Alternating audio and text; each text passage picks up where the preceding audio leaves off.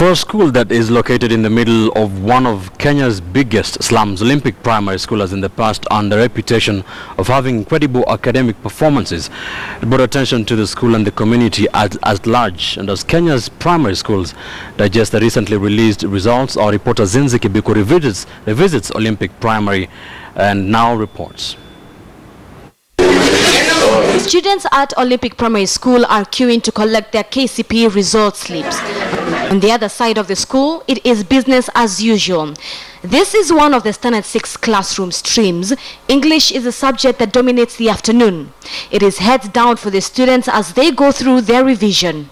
The primary school located at the heart of Kibera was once the envy of many others and the talk of the town, but that is no longer the case. I may not know the exact reason, but maybe there are a number of factors. For example, we have been having an increase of children every year. As you admit children in different classes, different times, and they come from different backgrounds, different schools, so keeping the trend sometimes becomes very difficult. The number enrollment was about 60 to 70, but now it has gone up to 111 per class. The average per class is 100. Many of the residents living near the school have for years taken their children to Olympic Primary. Pupils push themselves to do the very best, but they too admit that more personal effort can go a long way. Because sometimes when we have been given homework, sometimes it's hard, sometimes some pupils have no textbooks, some have no exercise books, so some of them don't have electricity like this, they use candles so they can't work. Secondly, some of them are just stressed up and they don't want to work. They are not concentrating in class when the teacher is in. They used to make noise and talk a lot. Inategemea na mtoto mwenyewe mwenye akili. Labda anaweza cheza, labda mzazi hawezi kushughulika na huo mtoto, angalie vitabu zake nini. Sasa ndio hiyo.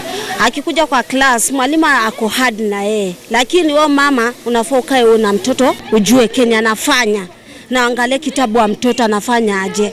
According to Dr. Manyasa, health, nutrition and socio-economic imbalance are some of the factors that well-performing public schools have to wrestle with. We now have this system of segregation that we have, where the children from well-to-do families are in private schools, children from poor households are in public schools. It means that this segregation guarantees children from poor households lack of access to certain learning materials that they could access through their friends if they were mixed. The new year opens a new page and the school is ready with a plan to confront its challenges. We had planned for 2016, and now that when the result came, we have analyzed the result. We have seen some of the areas where we need to put, if it is resources, we put more resources. If it is time, we give more time. So we have looked at all those areas. According to Wezo Kenya, reasons for poor results in public schools include absenteeism of teachers for various reasons, prolonged teacher strikes, too many students and not enough teachers, and the government was faulted for failing to finance the public education sector fully.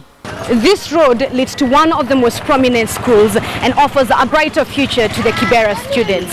And despite its challenges, residents within this area are optimistic that Olympic Primary School will regain its noble status once again. Zinzi Kibiku, KTN News at the Kibera constituency.